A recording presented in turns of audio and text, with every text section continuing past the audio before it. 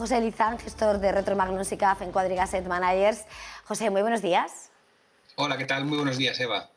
Bueno, amanecemos una jornada de resaca, en este caso siempre hablamos de resacas de Wall Street, hoy vamos a llegar de esa resaca en el Reino Unido, donde Boris Johnson ha superado esa moción de confianza, esa reválida entre sus compañeros de filas, con el 41% de ellos en contra, en lo que es una situación. Veíamos ese movimiento de bastante estabilidad por parte de la libra, pero en el que se cuestiona la continuidad del Premier al frente del gobierno británico ante esta falta de apoyos, la dificultad de que no se vea abocado a la convocatoria de elecciones, aunque ahora mismo lo da por descartado, en un momento en el que el coste de vida, que la situación económica para los ciudadanos británicos es delicado. Quería preguntarte precisamente por esta situación y cuál es la medición que haces, el efecto que puede llevar. Bueno, yo creo que es un síntoma de que es una democracia sentada, ¿no? Al final, que no haya el efecto forofo, ¿no?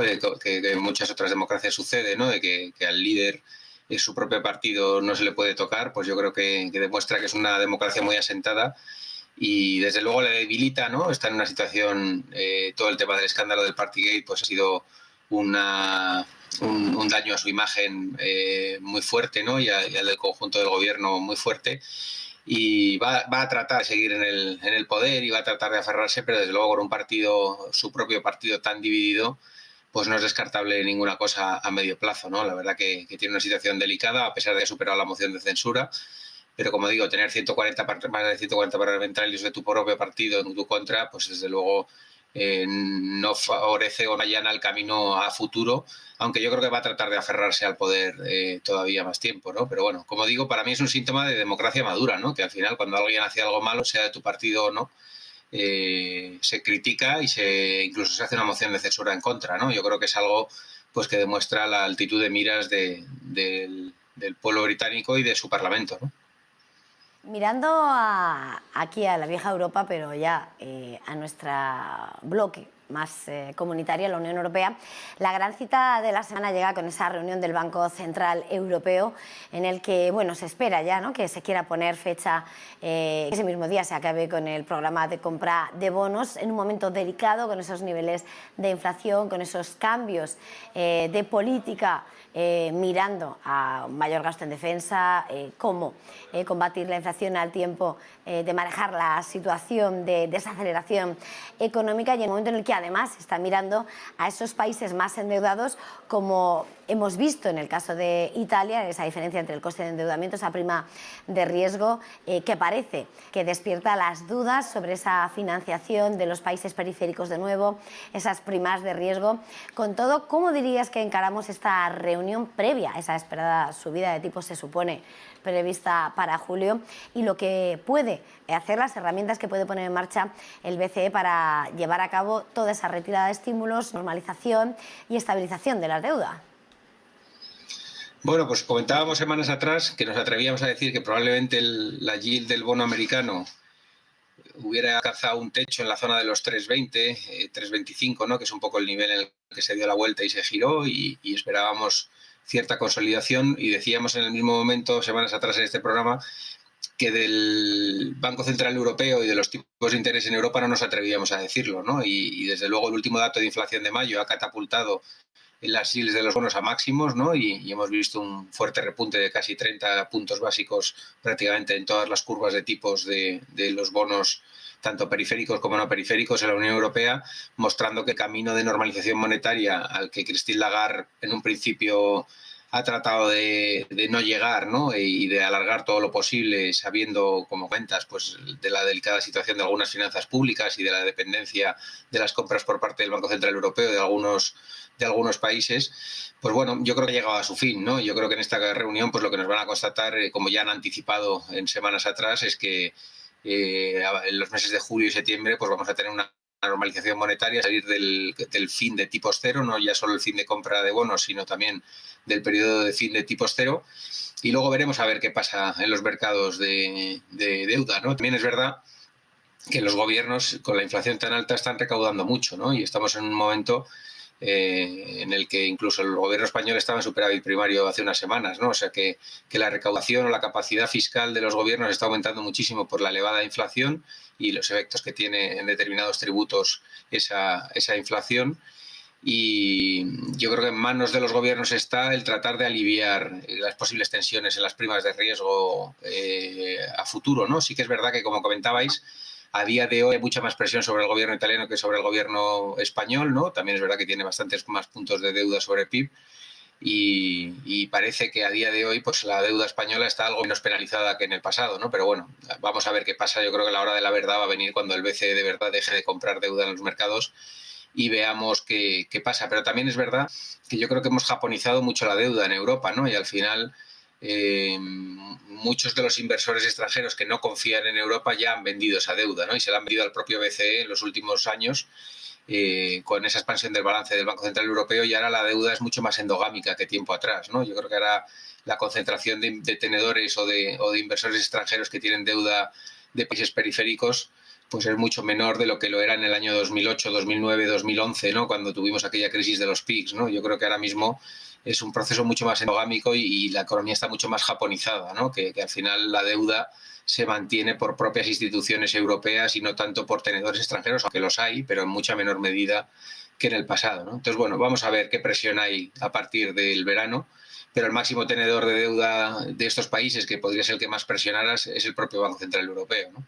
Y yo creo que este jueves pues lo que vamos a tener es la constatación de ese discurso, ¿no? De normalización monetaria y de pues, anticipar el camino que va a seguir el BCE en los próximos meses para llevar los tipos a positivo y ver cómo combate la inflación a medio plazo, ¿no? José, estábamos hablando a la deuda, esas diferencias, ¿no? De lo que han sido los distintos momentos que señalabas, esos momentos críticos de cuando nos llamaban los PIG al sur de Europa. Pero si miramos también a lo que está siendo el comportamiento del mercado de bonos, esa rentabilidad del Treasury a 10 años, el bono americano, vemos cómo vuelve a rebasar la barrera del 3%. Vemos cómo las ventas en renta fija se vuelven a imponer a la espera de la próxima reunión de la Reserva Federal, en la que se espera otra subida de tipos de 50 puntos básicos hasta el 1,25, 1,50%. En este contexto en el que estamos viendo esos movimientos en los bonos, en los que ayer Goldman Sachs decía que podría entrar una recesión a nivel mecánico, pero descartaba para los próximos años una recesión en Estados Unidos, ¿cuál dirías que esa curva de tipos, esos movimientos, esos distintos, a la espera también de conocer esta semana ese dato de inflación en Estados Unidos, marcan el rumbo de esa economía, la primera economía del mundo? Y por otra parte, ¿qué podemos esperar, ¿no? de cara a la respuesta de la FED? Bueno, yo creo que la FED va muy por delante, y aunque va por detrás de la curva, pero va muy por delante de otros bancos centrales, y el discurso ha sido mucho más beligerante en los últimos tiempos, y la curva pues ya está a niveles del 3 y pico por ciento, ¿no? Se habla siempre pues del nivel del 3,20 más o menos, que es la neutralidad, ¿no? Que al final es el tipo de interés en el que la Reserva Federal debe estar de forma óptima sin meter a la economía en una recesión profunda, ¿no? Como comentáis. Yo creo que la clave va a estar, y lo comentábamos semanas atrás, ¿no? Si a lo largo del verano los commodities, la propia ralentización económica que está habiendo a nivel global no ralentiza la demanda final de commodities, no tenemos una caída de los precios de la energía, no tenemos una caída de los precios o sostenida, ¿no? De los soft commodities y de los metales, y en un entorno en el que los efectos de segunda ronda, sobre todo en economías como Estados Unidos, pues están teniendo mucho impacto en la parte de salarios. Si la inflación no doblega y si no estamos haciendo el pico, que al menos es mi escenario central, ¿no? Mi escenario central es que el pico lo estamos haciendo ahora en la primavera y que probablemente tengamos una moderación de la inflación en los próximos trimestres, pero si eso no se produce, veremos unos bancos centrales sorprendiendo al mercado porque tienen que dar un golpe de efecto, ¿no? Y ya el ir por detrás ya les ha penalizado, ya la propia Janet Yellen ha anunciado que se han equivocado en su escenario, ¿no? Y que no esperaban que el shock externo geopolítico pues ahondara en esas presiones inflacionistas y han venido a constatar pues que va muy por detrás de la curva. Yo creo que si la inflación no se modera a lo largo del verano, lo que vamos a tener es unos bancos centrales que van a tener que sobrepasar ese nivel de equilibrio y van a tener que dar un golpe de efecto. No es mi escenario central, yo creo que la inflación es muy probable que sí que esté haciendo el pico en esta primavera y que muy probablemente vayamos viendo datos más moderados de inflación y la propia ralentización de la demanda vaya enfriando el precio de las materias primas y a su vez pues la propia inflación, ¿no? Esa espiral que se retroalimenta, ¿no? Y ese es mi escenario central, pero sí que es verdad que si llegamos a septiembre y la inflación no ha doblegado o no hemos visto cierta moderación, muy probablemente veamos unos bancos centrales que tienen que dar golpe de efecto, incluso haciendo subidas fuera de las reuniones regulares sin anticipar al mercado, igual que lo hacían en los momentos de gran crisis, ¿no? Con las inyecciones y los anuncios de quantitative easing o las rebajas de tipos de interés en momentos por sorpresa en fin de semana, ¿no? Yo creo que eso es un arma que todavía tienen los bancos centrales de sorpresa a los mercados y de llevarse al tipo de interés por encima de la neutralidad en Estados Unidos. Pero como digo, no es mi escenario central. Mi escenario central es de que estamos haciendo el pico de la inflación en esta primavera y que muy probablemente a lo largo del verano pues empecemos a ver que la propia ralentización económica frena la demanda y los commodities pierdan virulencia o pierdan auge, ¿no? Aunque eso está por ver y confirmar. De momento estamos en un gran movimiento lateral, que es un poco el escenario que comentábamos semanas atrás. Y yo creo que ahora viene la clave, ¿no? A lo largo de los meses de julio, agosto, septiembre, ver si de verdad vemos una ralentización o no de la inflación, porque el discurso de los bancos centrales, desde luego, va a estar muy determinado por esas cifras del verano.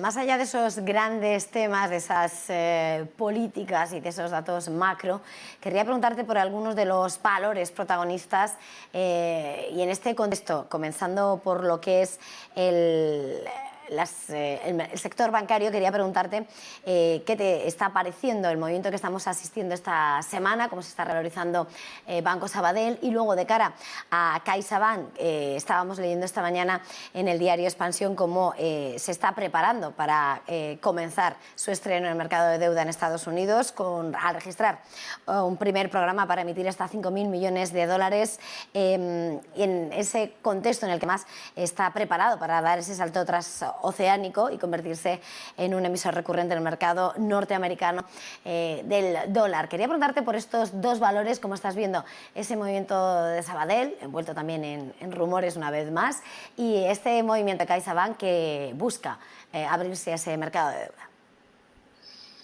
Bueno, yo creo que los bancos españoles en general y los bancos a nivel mundial se han preparado para sobrevivir a un escenario de tipos cero y tipos de yields negativas, ¿no? Lógicamente, el steepening que se está produciendo en las curvas y el repunte de yields va a ser un alivio enorme a las cuentas de resultados en la principal partida, que es la parte de margen de intereses, además en un entorno en que la captación de pasivo, ¿no? Los depósitos todavía no se están bonificando ni se están retribuyendo al mismo ritmo que están recuperando las yields de referencia, ¿no? Como el Euribor y otras referencias. Y desde luego eso va a ser una explosión en las cuentas de resultados los próximos trimestres, ¿no? Yo creo que eso es lo que están cotizando. Ya 2020 fue un año positivo para la banca en general. En el 2021, perdón, 2020 fue el año de COVID, donde se hicieron grandes provisiones para la porosidad que pudiera venir a futuro. 2021 fue un año ya de revalorización y 2022, desde mi punto de vista, va a seguir siendo un año muy positivo para la banca en un entorno en el que se está constatando que la principal partida del negocio, como es el margen de intereses, pues está muy a favor, ¿no? Está en un entorno pues óptimo para generar mucho valor para el accionista, ¿no? Porque al final en estos inicios, en estos momentos, es cuando más beneficio se genera para el accionista en ese desequilibrio que hay entre pasivos y activos, ¿no? Y el repricing de los créditos va muy por delante del repricing de la retribución a los depósitos, ¿no? Y eso hace que el margen de intereses sufra una explosión en la cuenta de resultados y lo vamos a ver a partir de los próximos trimestrales, ¿no? Y yo creo que en ese entorno positivo para la banca en general, en el que la mora, debido a los colchones de ahorro de los últimos 2 años por parte de las familias, desde luego pues va a tardar en llegar y yo creo que no va a ir a un ritmo lo suficientemente dañino como para mermar o para eclipsar esa subida del margen de intereses, pues yo creo que vamos a tener un escenario óptimo para que los bancos se revaloricen después de prácticamente 12 años de depresión. Y además, no nos olvidemos que la banca se ha preparado para un escenario en el que sean capaces de ser eficientes con tipos negativos, ¿no? Cuando la curva se te positiviza, desde luego eres muy eficiente en costes y vamos a tener una campaña de resultados yo creo que muy positiva, sobre todo en aquellos bancos más retailers y menos enfocados a la banca de inversión, ¿no? Y el caso de Banco Sabadell es una historia doble picante porque al final es una historia de reestructuración con un cambio de management muy fuerte y con un plan de negocio muy agresivo que están ejecutando y están haciendo el delivery muy anticipadamente de lo que se esperaba. Se habla también de una posible desinversión en TSB con una valoración muy alta, cuando se llegó a valorar incluso a cifras bajísimas, ¿no? Diciendo que había sido un gran error o uno de los grandes errores del equipo gestor antiguo, ¿no? La entrada en Reino Unido y en TSB, y se habla pues que hay apetito inversor, se han presentado ofertas por la entidad y se está generando pues como un aura de, por un lado, el negocio ordinario están con su business plan ejecutándolo y materializándolo de forma brillante y muy rápido y por encima de los objetivos, y por otro lado una posible desinversión en la división de Reino Unido a unas valoraciones que yo creo que el consenso de analistas no tiene, ¿no? Yo creo que eso está catapultando la acción y está haciendo que sea uno de los bancos pues más revalorizados en este año. Yo creo que va a seguir con un buen tono. Como digo, el tema de CaixaBank, me imagino que lo que están tratando es de optimizar la cartera ALCO, ¿no? Y de irse allí donde hay una yield más alta, ¿no? E intentar emitir bonos por encima del 3% en Estados Unidos, pues tratando de obtener rentabilidad. Pero sí que es verdad que sorprende porque es una entidad con todo su negocio centrado prácticamente en España, ¿no? Entonces, la verdad que hacer emisiones de deuda en Estados Unidos es una decisión sorprendente. Me imagino que estarán tratando de aprovechar la fortaleza del dólar y los mayores tipos de interés que hay en Estados Unidos, ¿no? Pero sí que es verdad que hay un mismatch entre el riesgo que tiene como entidad bancaria y sus clientes y dónde está haciendo las emisiones de renta fija, ¿no? Y más allá del sector bancario, José, entre los protagonistas indiscutibles de esta semana llegan las cuentas de Inditex, ya con Marta Ortega sentada en esa dirección del gigante textil, en un momento en el que además, si miramos a lo que ha sido el movimiento en bolsa, el sector consumo viene sufriendo lo que está siendo todos los golpes al mercado en cuanto a inflación, gasto de los consumidores, Asia, o mejor dicho, las restricciones en China. Quería preguntarte, ¿qué podemos esperar de esas cuentas y cómo estás viendo a Inditex y al sector?